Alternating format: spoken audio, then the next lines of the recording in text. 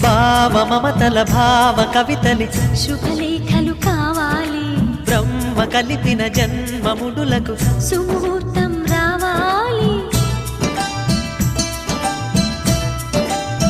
మా 7 అడుగుల జోడు నడకలు ఊరంతా చూడాలి, వేలు విలువని తోడు ఇమ్మని అక్షింతలు వేయాలి. ఇన్నాళ్ళు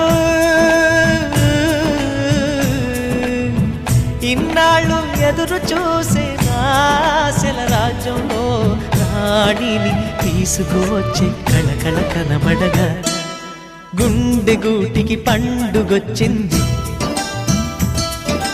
పండు వెన్నెల పంచుతుంది.